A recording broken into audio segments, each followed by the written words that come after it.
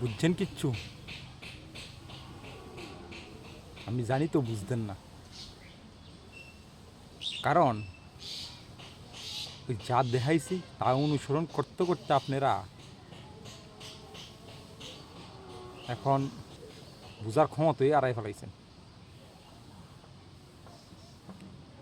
দেশ স্বাধীন হওয়ার আগে আমরা জাতির জনক মহাত্মা গান্ধী যে আদর্শগুলি তুলিয়া ধরছিল আমরা সামনে, আমরা সনাতনীরা সেই আদর্শ গ্রহণ কইরা এখন মনে হয়েছি। গান্ধীজির তিন বান্দর আসতো, দেখেন এক বান্দর কিতা করতো, এক বান্দর চোখ বন্ধ কিটা কিতা কইছে মন্দ, কোনো মন্দ দক্ষ না। আরেক বন্দরে কইছে কোনো মন্দ শূন্য না। আর বন্দর কইছে কোনো মন্দ কইও না। গান্ধীজি তো কালি বুঝাইছিল মন্দ দেখার লাগি না দেখার লাগিয়া, মন্দ না শোনার লাগে, মন্দ না করার লাগিয়া। তার লাগিয়া আপনার সাথে মন্দ হইলে সেটার প্রতিবাদ না করার লাগিয়া হইছে না। কিন্তু অথচ আমরা ভারতেই আমরা সমসাময়িক আরেকটা ধর্মের লোক আসলো, তারা কিন্তু এটার বালা অর্থ বুঝে নিছে। কিতা বুঝে নিছে জানেননি?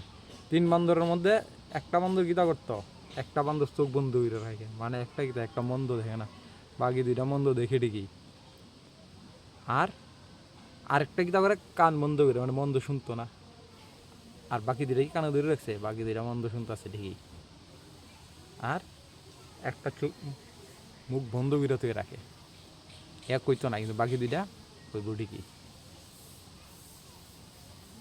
তারার দশায় মনে হয়েছে দেখবেন, যে জায়গার মধ্যে সংখ্যাগরিষ্ঠ হয়ে যাবো এই জায়গার মধ্যে কি তা এমন আচরণ করব। আর যে জায়গার সংখ্যালঘিষ্ঠ এই জায়গার মধ্যে ওই গান্ধীজির একটা বান্দরের মতন পথ অনুসরণ করব। আর মাঝখান দিয়া আমরার রূপে একের পর এক অস্তিত্বের রূপে আঘাত আইব। আমরা বাপদাদার কাছে না অপশান আসতো, তাছাড়া তার লেগে তারা কি করছে, দেশ স্বাধীন হওয়ার পরে ভারতবর্ষে আইয়া পড়ছে। আপনারা কাছে অপশান কি তা আপনারা কই যাবেন? ভারত ছেড়ে যাওয়ার আর জায়গা আসেনি? আমার তো মনে অনাজ নাই। বাপদাদার মতোই আমরা দশা হইলে আমরা তো যাওয়ানোর ঠিকানা নাই। কিন্তু আমরা বাপদাদারা আপনারা দুঃসা পারতেন না। কিন্তু দেখেন, তারা সারা জীবন পরিশ্রম করে যে সম্পদ অর্জন করছে, তার মায়া ত্যাগ কইরা নিজের ধর্ম বাঁচানো লেগে শুধু দেশ ত্যাগ কইরা ভারতে আইছে। তবু বাংলাদেশের কাঠমোল্লার মতন হইছে না, তাতে অধিকাংশ কিন্তু হিন্দুই। একটা যান বাঁচানোর ভয়ে সব মুসলিম হইছে। তবু আমার বাপদাদারা মুসলিম হইছে না, তারপরে সব সম্পত্তি ফালাই দিয়েছে, নিজের জীবনটা তুচ্ছ কইরা ভারতে আইছে। তার লাগিয়া তারা সেলুট করতে লাগে। তার বাপদাদার মতো যাতে দশা না হয়, এখন একটু প্রতিবাদ করেন। আর ঠিক আছে, শান্তি সম্প্রীতি রক্ষা তো করবেন ঠিক আছে, করার দায়িত্ব কি শুধু সনাতনীর নেই? তার কোনো দায়িত্ব নাই?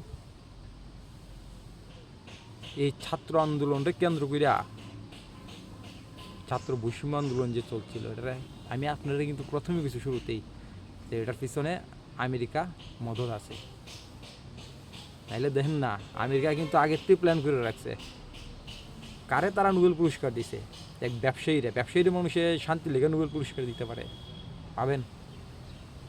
তারপরে ভারত এই বাংলাদেশে আন্দোলন করাইয়া তারে দেখেন ওখানে অন্তর্বর্তী সরকারের প্রধান বানাই দিয়ে দিছে। সবটা ষড়যন্ত্র কিন্তু আমেরিকার। আর এই সুযোগে ওখানে তারা বাংলাদেশের মধ্যে সনাতনীরারে রূপে যা অত্যাচার শুরু করছে, দেখছেন একটু? নাইলে ভিডিওটার মধ্যে দেখেন একটু। এই মূর্তি ভাঙ্গা হচ্ছে, এই সমাজকে পরিবর্তন করে মূর্তির সমাজকে ভেঙ্গে দিয়ে তাওহীদের সমাজ গড়ার জন্য এক সুপরিকল্পিত পরিকল্পনার অংশের সূচনা হচ্ছে মূর্তি ভাঙ্গা।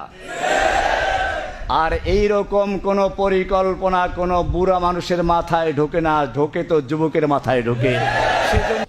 ওইটা আছে যুবকরা বলে মূর্তি ভাঙতে পারবো, তার লাগিয়া দায়িত্বটা কার? যুবকরারই। তাছাড়া আরেকটা ভিডিও দেখছিলেন না, একটা পূজা, এটা তাদের ধর্মীয় উৎসব, কিন্তু আমাদের জন্য এটা পাপ। আমরা মসজিদে যাওয়ার সময় পূজা মণ্ডপ দেখে যাব, আসার সময় পূজা মণ্ডপ দেখে আসবো, এটা কি হতে পারে? যে তারা আন্দোলন করতেছে পূজা বলে কোনো জিত না। সেম বাতাস তো আমরা ত্রিপুরাতেও পাইছে। রানীবাজার কোন, বিশালগড় কোন মূর্তি ভাঙ্গা শুরু হয়েছে। তারপরে কি করছে আবার সোনামরা ডাইরেক্ট করে দিয়েছে মূর্তি বলে। ওই আজানের সময় ঢাক ঢোল মাইক চাই বাজানো সব বন্ধ রাখতে লাগবে। তারপরে আবার দেখেন কি লেখে, কত সাহস,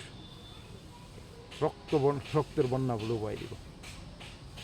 আচ্ছা, আমরাই কেড়ে ঢাক ঢোল বাজানি বন্ধ রাখতাম। বাঙালিরা 12 মাসে 3 দিনের লেগে পূজা করে, 3 দিন আমরা বন্ধ রাখতে লাগবো। দুর্গা মার আরাধনার সময় এগুলো বন্ধ রাখতে পারবো। আর তারা 5 মিনিটের লেগে তারা আজান বন্ধ রাখতে পারতো না। আর আজান বাদ দেন, বন্ধ রাখা বাদ দেন, বন্ধ রাখা তো দরকার নেই, মাইক দা করানোর দরকার কি? তা আজান করেন, সনাতনীরা যেমন তারা ধর্মপালন করে আপনারাও করেন। আমি বরাবরই মানি যে আমরা ভারতটা সবারই, যেমন সনাতনীরা তেমনি আপনারা। শান্তি সম্প্রীতি রক্ষা করার দায়িত্ব তো আপনারা। আর বাংলাদেশে যে এইভাবে চাকমা বাইরের রূপে, সনাতনী বাইরের রূপে আন্দোলন হইতেছে, কিন্তু যত সংখ্যা লঘু আছে তার রূপে কোনোদিন রাস্তার টাইম আন্দোলন করছেন নি আপনারা করছেন। অথচ আপনারা ওই গাজা, ফিলিস্তিনে এইসবে হামলা হইলে এইখানে প্রতিবাদ করেন এই ভারতে। আর অথচ ভারতের পাশেই অ্যাকচুয়ালি তারা ভারতীয় সনাতনীরা, তারার ফে এত আগত আইতেছে, একটাবার আন্দোলনে নামেন না। এই হলো আপনারা শান্তি সম্প্রীতি রক্ষা করার নমুনা।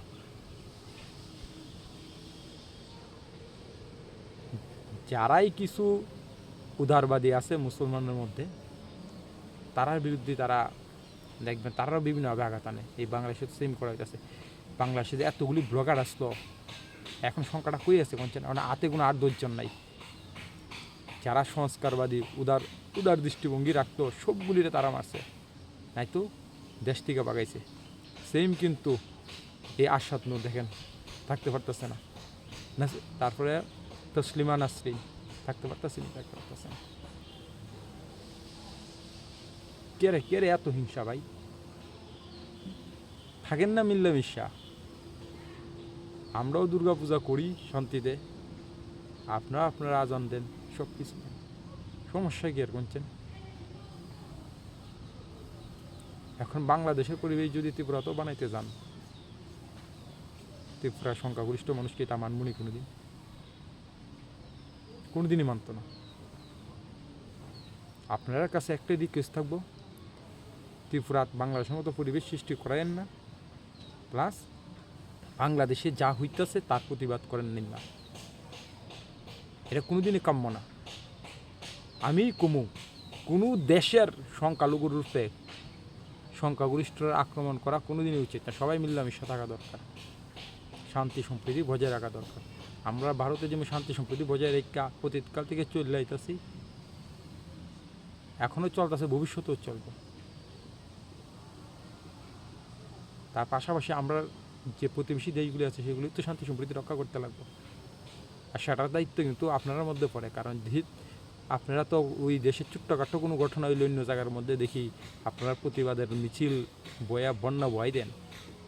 তাই আপনার পাশেই একটা দেশ, এটার মধ্যে এত সংখ্যালঘু মানুষের অত্যাচার হইতেছে, আপনারা তার প্রতিবাদ করতে পারেন না? করেন না একটু প্রতিবাদ, তাহলে দেখবেন সংখ্যাগুরু মানুষরা কত মন জয় করেন। তারাও আপনারা দেখবেন কত সুন্দর আদার আপ্যায়নের মধ্যে আপনারা রাখে।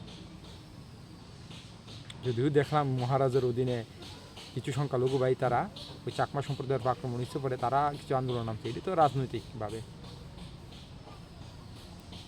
কারণ তারা তো তীব্রমতার সাথে থেকে রাজনীতি করতে লাগবো, টিকিট পাইতে লাগবো। রাজনৈতিক ময়দান সারা এইভাবে নামেন না সবাই মিল্লা।